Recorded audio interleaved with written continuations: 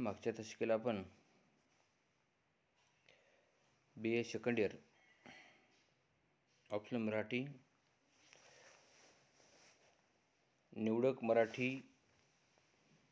गद्य पेपर 5वा या अभ्यासपत्रिकेतील जो आपला शेवटचा घटक राहिलेला आहे त्या पाठाचं नाव आहे वैदिक परंपरेची घमेंड। या पाठाला आपण मागच्या दशकेला आपण सुरुवात केलेली आहे। त्या अनुषंगाने आपण त्या पाठाचा आपण विचार करत आहोत। वैदिक परंपरेची घमेंड या पाठाचे लेखक डॉक्टर आह साळुंखे सर आहेत। या अनुषंगाने आपण पाठाचा आणि लेखकाचा परिचय सुद्धा आपण पाहिलेला आहे। आज आपण प्रत्यक्ष पाठाला सुरुवात करणार आहोत। यातला पहिला घटक पहिला मुद्दा आहे इतिहासाचे भान की लुच्चेपणा। डॉक्टर आह साळुंखे सरांच्या लेखनावर ग्रंथावर प्राध्यापक दीक्षित यांनी वेद या शीर्षकाखाली आक्षेप नोंदवतात। प्राध्यापक दीक्षित यांनी डॉक्टर आह साळुंखे सरांच्या लेखनावर आक्षेप घेऊन वेद या शीर्षकाखाली ते लेखन केलेले आहेत। प्राध्यापक दीक्षित यांच्या आक्षेपाला उत्तर म्हणून डॉक्टर आह साळुंखे सरांनी वैदिक परंपरेची घमेंड त्यांना आक्षेपाला दिलेलं उत्तर म्हणजे हा पाठ आहे, हा वेचा आहे। म्हणूनच प्राध्यापक दीक्षित ज्या पद्धतीने आह साळुंखे सरांच्या लेखनावर टीका करतात, आक्षेप नोंदवतात, त्या टीकेला आणि आक्षेपाला उत्तर म्हणून आह साळुंखे सरांनी त्यांना दिलेलं उत्तर म्हणजे हा पाठ आहे। पहिला मुद्दा इतिहासाचे भान की लुच्चेपणा। आह साळुंखे सर प्राध्यापक दीक्षितांना उद्देशून लिहितात, म्हणतात, बोलतात, कारण आपण जे काही लेखन करत आहोत इतिहासाचं भान सुद्धा असणं गरजेचं आहे। आपली जी संस्कृती आहे हिंदू संस्कृती, या हिंदू संस्कृतीचे पाळंमुळं सुद्धा इतिहासामध्ये जाऊन इतिहासाची पानं चाळली पाहिजेत। तेव्हाच आपल्या हिंदू संस्कृतीचा शोध आणि शोधाचा उगम सुद्धा आपल्याला लक्षात येतो। आणि त्या ढोबळमानाने आपण एखाद्या व्यक्तीच्या लेखनावर जर आक्षेप घेण्याचा जर प्रयत्न केला तर आह साळुंखे सरांच्या भाषेत असंच म्हणावं लागेल, इतिहासाची भान की लुच्चेपणा। आह साळुंखे सरांचं संपूर्ण आयुष्य संशोधन, चिकित्सक आणि काटेकोर पद्धतीने लेखन करण्यात गेलेलं आहे। आह साळुंखे सर कधीच ढोबळमानाने कोणत्याही पुस्तकाची, कोणत्याही ग्रंथाची त्यांनी मांडणी या लेखन केलेलं नाही। आणि म्हणूनच आह साळुंखे सरांचं सडेतोड उत्तर हे प्राध्यापक दीक्षितांना अतिशय तंतोतंत लागू पडणार आहे। कारण एखाद्या घटकावर, एखाद्या व्यक्तीच्या लेखनावर आपण आक्षेप नोंदवत असताना आपण इतिहासाचा अभ्यास, इतिहासाची चिकित्सा, इतिहासाची मीमांसा सुद्धा करणं गरजेचं आहे। एवढंच नव्हे तर इतिहासाचं अतिशय उत्तम असं भान सुद्धा असलं पाहिजे। एखादा व्यक्ती एखाद्या घटकावर लिहिला असेल तर त्याची पाळंमुळं शोधणं हे आपलं काम आहे। तेव्हाच जाहीरपणे अशा वर्तमानपत्रामध्ये आक्षेप घेणं, टीका करणं तेव्हाच केली पाहिजे। म्हणून इतिहासाचे भान की लुच्चेपणा हा आह साळुंखे सरांनी प्राध्यापक दीक्षितांना दिलेला हा सवाल आहे। अशा पद्धतीने ही मांडणी करणं फार चुकीचं आहे. मला वाटतं अशी फार कमी माणसं असतात, की एखाद्या व्यक्तीनं टीका केली, आक्षेप नोंदवला, की मूग गिळून गप्प बसतात. त्यांना माहीत असते आपलं काहीतरी कुठेतरी चुकलेलं आहे. परंतु साळुंखे सर हे वैदिक परंपरेची काटेकोरपणे चिकित्सा करून लेखन करणारे प्राध्यापक आहेत. इतिहासाचे अभ्यासक आहेत. इतिहासाचं भान त्यांना खूप चांगल्या पद्धतीने आहे. बऱ्याच विषयाची बऱ्याच ग्रंथाची त्यांनी पुनर्मांडणी केलेली आहे. पारंपरिक पद्धतीला त्यांनी छेद देऊन पुनर्मांडणी करण्याचं काम डॉक्टर साळुंखे सरांनी केलेलं आहे.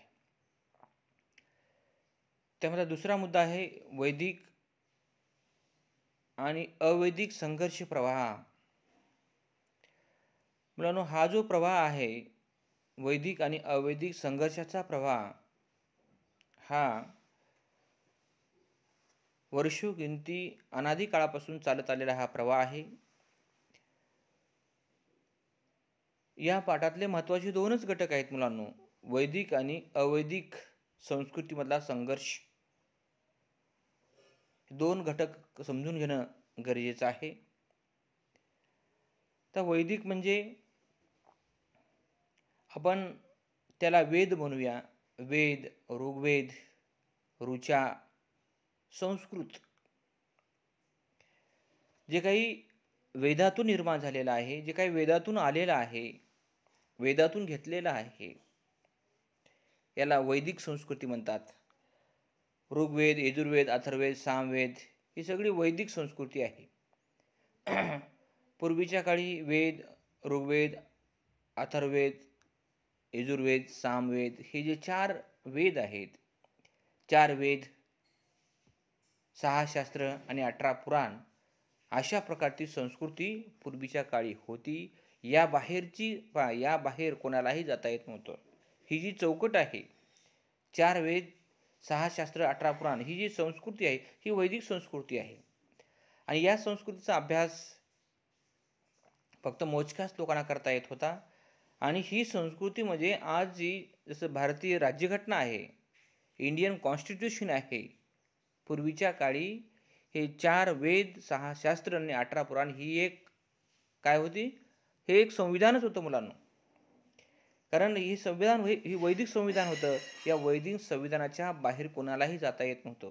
तुम्हाला जर भारतीय संस्कृतीमध्ये, हिंदू संस्कृतीमध्ये राहायचं असेल तर या वैदिक संविधानाच्या बाहेर जाऊन तुम्हाला जगता येणार नाही, वागता येणार नाही, वर्तन करता येणार नाही. अशा प्रकारचा दंडक म्हणजे वैदिक संस्कृती होती. ते चांगलं आहे का वाईट आहे, माणसाला त्रास देणार आहे याची मीमांसा अजिबात करायची नाही, त्याच्या विरोधामध्ये आवाज उठवायचे नाही. ही अशा प्रकारची संस्कृती म्हणजे वैदिक संस्कृती होती मुलांनो. तर हळूहळू हिंदू संस्कृतीमध्ये लोक शिकायला लागली, लिहायला लागली, वाचायला लागली आणि हळूहळू बोलायला सुद्धा लागली. तेव्हा मात्र वैदिक संस्कृतीच्या विरोधामध्ये अवैदिक संस्कृतीचा संघर्ष सुरू झालेला आहे मुलांनो. अवैदिक संस्कृतीचा संघर्ष सुरू झालेला आहे. तर अवैदिक संस्कृतीचा संघर्ष म्हणजे जे काही पुरोगामी आहेत, परिवर्तनवादी आहेत, ज्यांना प्रत्येक गोष्टीची चिकित्सा मीमांसा करायला सुरुवात केली आहे, अशा माणसामुळे असे 2 गट, 2 वर्ग निर्माण झालेले आहेत हिंदू संस्कृतीमध्ये. वैदिक आणि अवैदिक संघर्ष निर्माण झालेला आहे.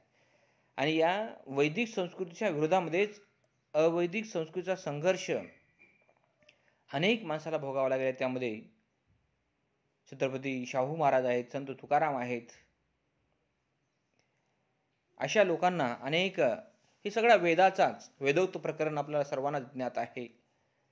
मग अशा प्रकारचा संघर्ष, वैदिक आणि अवैदिक संस्कृती संघर्ष हा प्रवाह समाजामध्ये पाहायला मिळत आहे. कित्येक वर्षापासून वैदिक संस्कृतीला विरोध करण्याचं काम ही आपली माणसं करत आहेत. ही वैदिक संस्कृती प्रत्येक हिंदू माणसांना त्रास देणारी आहे, लोकांचं छळ आणि शोषण करणारी आहे, मान देण्याऐवजी अपमान त्याच्या वाट्याला निर्माण करणारी संस्कृती ही वैदिक संस्कृती आहे. म्हणून या संस्कृतीच्या विरोधामध्ये अवैदिक संघर्ष प्रवाह छत्रपती शाहू महाराज, संत तुकाराम महाराज अशा अनेक पुरोगामी महापुरुषांनी हा निर्माण केलेला आहे. हे अशा प्रकारचा विचार यामध्ये आणि वैदिक संस्कृतीचे चाहते ज्यांनी आक्षेप नोंदवलेला आहे प्राध्यापक दीक्षित आहेत आणि अवैदिक संस्कृतीचे पुरस्कार करणारे मीमांसक चिकित्सक व्यक्ती म्हणजे आहा साळुंके सर आहेत मुलांना. पुढचा मुद्दा आहे विजयी आर्या आणि पराभूत अनार्या. अशा प्रकारचा संघर्ष सुद्धा आपल्या संस्कृतीमध्ये आपल्याला पाहायला मिळतो.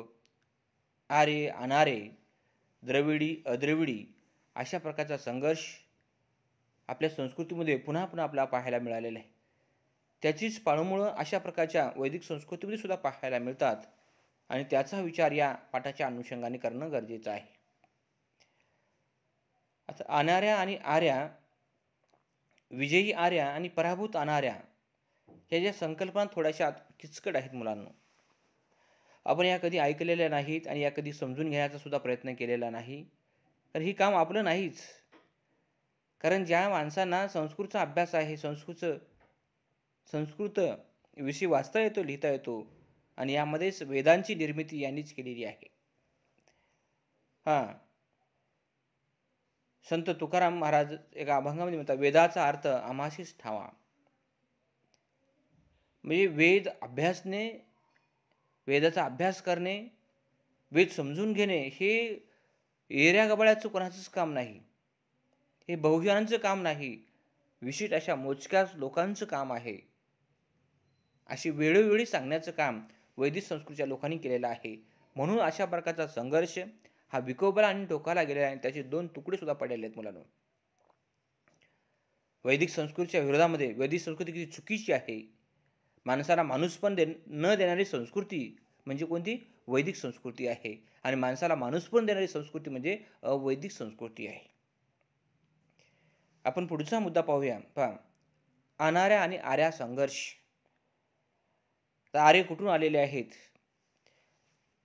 आणि अनार्य कुठून आले आहेत, मूळ भारतीय कोण आहेत, अशा प्रकारचाही संघर्ष, वाद आपण मागच्या अनेक वर्षापासून आपण पाहत आहोत, वाचत आहोत. पुढचा मुद्दा आहे 5 क्रमांकाचा, बहुजन वेदांना न मानणारी परंपरा. आपण सर्वजण बहुजन आहोत मुलांना. बहुजन समाज, बहुजन संस्कृती, वेदांना, ऋचांना, ऋग्वेदांना जे काही संस्कृतमध्ये लिहून ठेवलेलं आहे या सर्वांनाच न मानणारी आपली परंपरा आहे. मग बहुजन वेदांना न मानणारी परंपरा ही परंपरा आहे. मग कोणत्याही बहुजन व्यक्तीला, बहुजन समाजाला वेद मान्य नाहीत. आपल्या सोयीनुसार, आपल्या सवडीनुसार या वेदाची निर्मिती केलेली आहे. वेदांनाच ऋचा असं म्हणतात. आपल्या फायद्यासाठी, आपल्या स्वार्थासाठी, आपला जो धंदा आहे, आपला जो व्यवसाय आहे असाच जोमात चालावा आणि संपूर्ण हिंदू संस्कृतीवर आपला विशिष्ट लोकांचा पगडा असावा.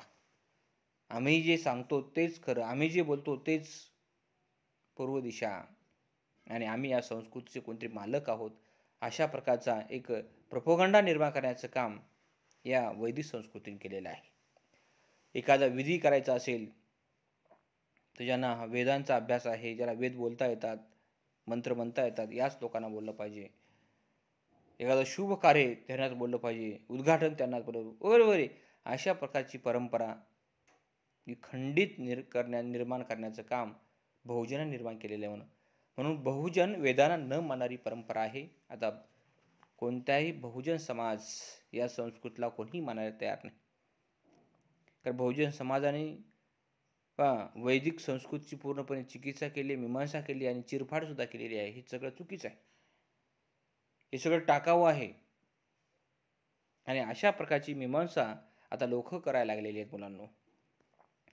पुढचा मुद्दा आहे शाहूंच्या दृष्टीने अवैदिक लोकच स्वकीय.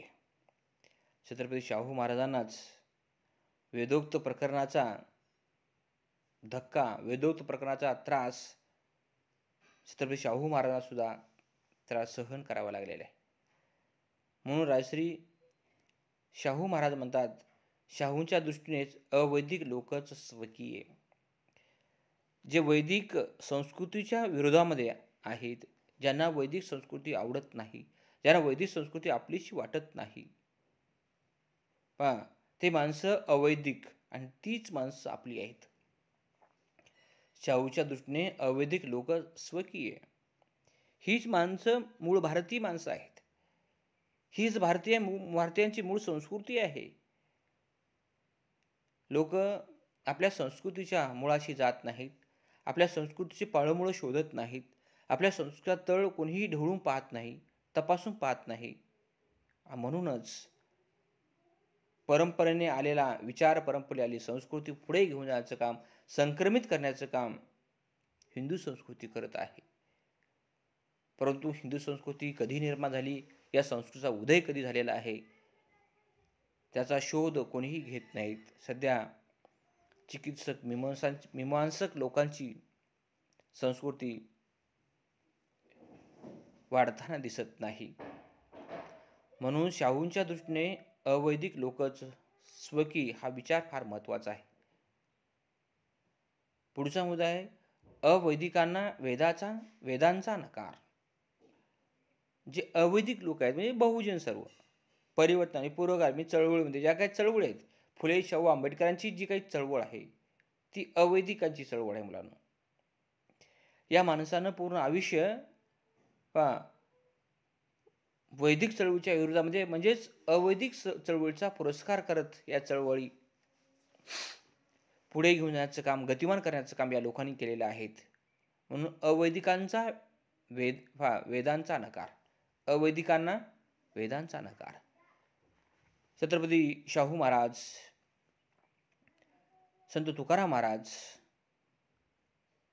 ही सर्व जी मंडळी आहेत, यांच्या समविचारी इतर सर्व मंडळी अवैदिकांना वेदांचा नकार, ही अवैदिक मंडळी आहेत. यांनी वेदांना स्पष्टपणे नकार दिलेला आहे. या वेदामुळे आम्हाला आमचा अपमान होत असेल, आम्हाला त्रास होत असेल, आम्ही या वेदांना मानणार नाही, आमचा पूर्णपणे नकार आहे. पहा, सध्या आपल्या समाजामध्ये खूप बदल झालेला आहे. आता कोणी पूजा, मंत्र, वेद, ऋचा याचा वापर करत नाही. याचे जे ठेकेदार आहेत, या ठेकेदारांना आपण निमंत्रण सुद्धा देत नाही. काही ठिकाणी तर सत्यशुद्धी पद्धतीने विवाह लावला जात आहे. ब्राह्मण कोणीही बोलवलं जात नाही. कोणत्याच ब्राह्मणाला, कोणत्या देवबापाला बोलवलं जात नाही. पहा, ब्राह्मण समाजातली माणसं हे देवबापा आहेत. पहा, आणि आपण कोण आहोत मुलांना? ते जे देव असतील तर आपण कोण आहोत? आपण काय दानव आहोत का? तीही माणसं आहेत, आपणही माणसं आहोत. आपण त्यांना देव म्हणतो आणि आपल्याला सगळे दानव मानतात. बा, ते श्रेष्ठ आहेत, आपण कनिष्ठ आहोत. ते उच्च आहेत, आपण नीच आहोत. ही जी दरी निर्माण झालेली आहे, ही दरीच मिटवून टाकणं, नष्ट करणं ही काळाची गरज आहे मुलांनो, आणि हे केलं पाहिजे. आणि हे आता जवळपास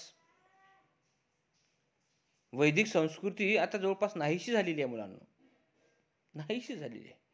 आपल्यातलीच काही माणसं वैदिक संस्कृतीला खतपाणी घालण्याचं काम करत आहेत. देवबाप्पाला बोलवणं, देवबाप्पाला गहू, तांदूळ, बदाम, काजू, तूप, साखर देणं, ही माणसं आपलीच माणसं ती संस्कृती, त्या संस्कृतीला खतपाणी घालण्याचं काम करत आहेत. आणि ते आपण थांबवलं पाहिजे मुलांनो. वैदिक परंपरेची घमंड, पाठाच नावच आहे आपल्या, वैदिक परंपरेची घमंड. मग अशा ब्राह्मण समाजाला जे काही वैदिक भाषेचा, वैदिक विचारांचा ज्यांच्यामध्ये मी पण आहे, अहंभाव आहे, म्हणून वैदिक परंपरेची घमेंड यांच्यामध्ये आहे मुलांना. या वैदिक परंपरेच्या घमेंडीमुळेच आपल्या बहुजन समाजाला, बहुजन माणसांना, आपल्या राजा महाराजांना, संतांना सुद्धा या वैदिक परंपरेच्या घमेंडीचा त्रास झालेला आहे. आता आपण यांच्यापेक्षा अभ्यासक झालेले आहोत, म्हणून हे कुठेतरी कमी झालेलं आहे मुलांनो. आणि आता जे काही थोड्याफार प्रमाणामध्ये सुरू आहे वैदिक संस्कृती, वैदिक परंपरा, ती सुद्धा नष्ट करणं काळाची गरज आहे आणि ती केली पाहिजे मुलांनो. तरच या गोष्टी आपल्यातून नाहीशी हद्दपार होते, अन्यथा होणार नाही. पुढचा मुद्दा आहे वैदिक परंपरेला छेद.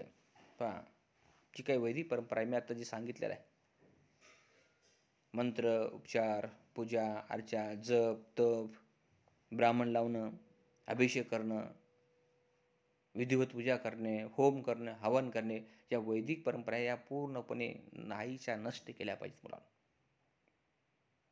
या वैदिक संस्कृतीमुळे आपल्या हिंदू धर्माला, हिंदू संस्कृतीला प्रचंड मोठा त्रास झालेला आहे.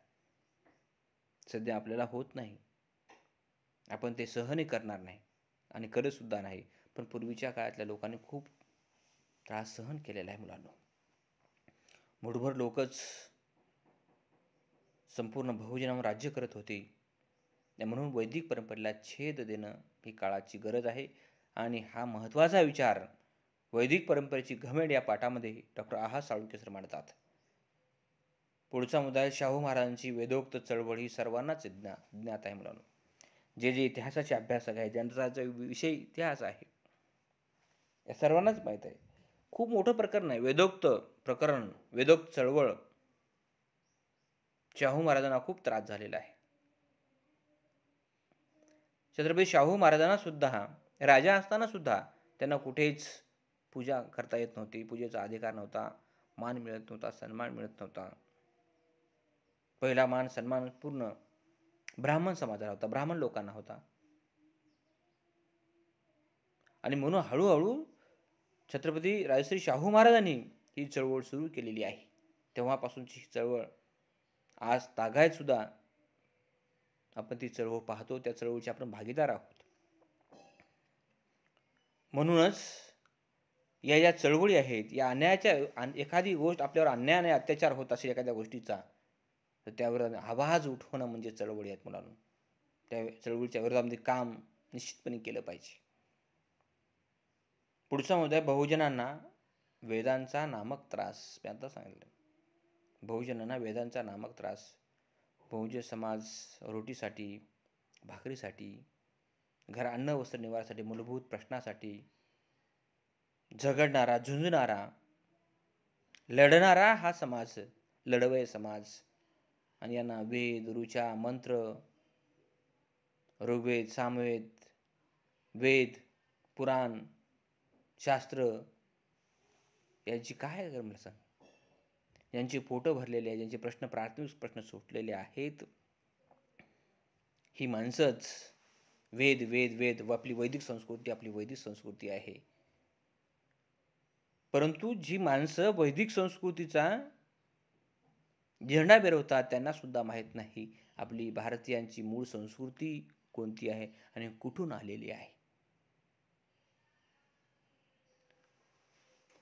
साळुंखे सरांनी पुढच्या काही मुद्द्यांच्या आधारे पुराव्यासह, संदर्भासह भारतीय संस्कृतीचा उगम कुठे आणि कधी आणि कशा पद्धती झालेला आहे सप्रमाण सिद्ध करण्याचं काम, लेखन करण्याचं काम केलेलं आहे.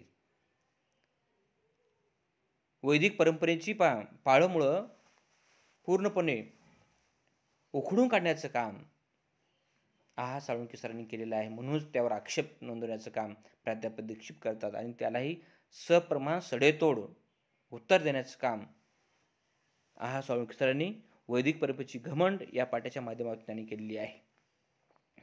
म्हणूनच बहुजनांना वेदांचा नामक त्रास सहन करावा लागलेला आहे. वेद म्हणणे, वेद बोलणे, वेद उच्चारणे, वेदाचा अभ्यास करणे, वेदाचं पठण करणे हे आमची मक्तेदारी आहे. आम्हीच या वैदिक संस्कृतीचे मालक आहोत, स्वामी आहोत. अशा प्रकारचा झेंडा मिरवण्याचं काम या ब्राह्मण समाजाने केलेलं आहे. वैदिक संस्कृती जे स्वतःला ठेकेदार समजतात या लोकांनी केलेला आहे मुलांनो. आणि म्हणूनच अशा प्रकारचा विचार साळुंखे सरांनी या पाठाच्या माध्यमातून मांडलेला आहे. बाकीच्या घटकांची चर्चा आपण उद्याच्या करत आहोत. तोपर्यंत धन्यवाद.